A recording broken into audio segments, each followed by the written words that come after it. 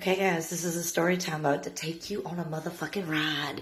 So, I am from North Carolina. In North Carolina, girls are taught to defend themselves. Yes, we are southern genteel women, but bitch, I will kick your motherfucking ass if you step at me.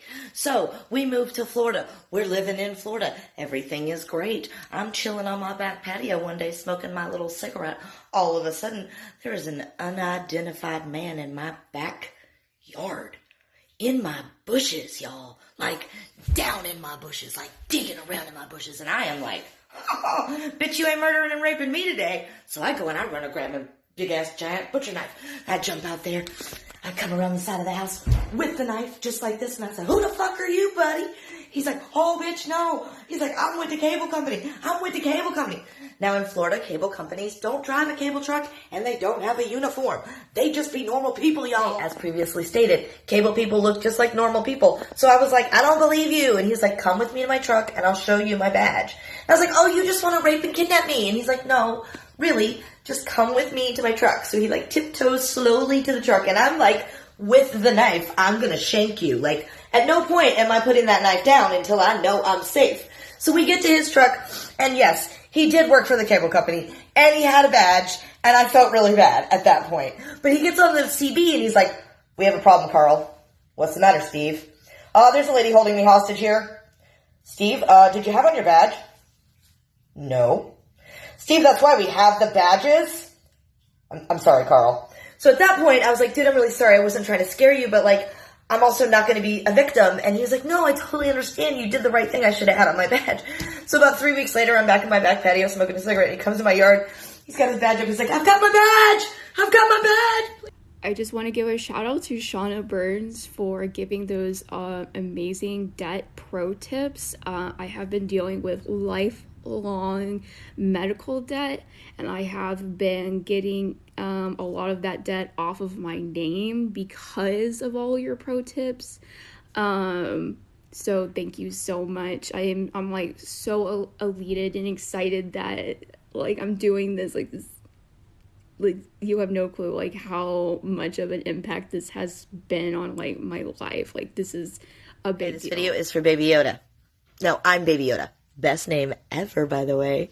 So here's what you need to do when you have a combative or aggressive debt collector. And some of them will be combative and aggressive. And it's a tactic that they're taught to bully you, to pressure you, but some of them do take it too far. So if they are calling you anytime other than what is legal in your state, in my state, Monday through Friday, 9 to 5. Some states it's as late as 8 o'clock. But check in your state. If they call you any other time, that's illegal. If they cuss at you, that's illegal. And if they refuse to give their information, who they are, where they're calling from, that's illegal. You can report them. But what you need to do is you need to record the conversation on Facebook. I'm going to post a video on how to do that right after this. So you record them being abusive and then you report them to the Fair Debt Collection Agency, FDCA.com. Report them. Report them. That is what you do. So when I say that I want you to record yourself on Facebook, this is what I mean. Go into your Facebook and search for yourself. And you're going to come up and it's going to say just you. It's going to look just like that and it's your profile. And you click on it. And then you come in here. These are videos I've sent to myself. What you do is you come down here. You click this. You go into video. Move it over to video. While you're on the phone with an insurance company or a doctor's office or a credit collections company or whoever in the fuck you want to record, because you have every right to record any conversation just like they do, all you need to do is push this button and it's going to start recording. And there's a little timer. And that little timer is going to go down and you get about 45 to 60 seconds. So anytime I'm on the phone with an insurance company or a doctor's office or anything, that's why this tablet is right here. So I can record these conversations. And then when you're done, you just want to send it to yourself. Watch, it's going to pop up. Boom, there it is. That's how you do it, y'all. Here's how to decorate your Christmas tree, part 1. First thing is lights. So we went and got these little light things, and they are the best. They are LED lights. But if you don't have them, if you have just regular old white lights, the trick is you want to bury these in the back of the tree. If you have regular white lights, you want to just wrap it around the branches. But the trick is you want the lights to be the first layer behind the bulbs and then the ornaments. So first step is you get all of these guys behind the branches so that it looks like this. See how these guys are behind the branches? That's how you want it to you want the whole thing to look like that. So hold on a second, I'll show you what I mean. Okay, so now you can see they're here, but they're like in the back because you want the lights to be the first layer.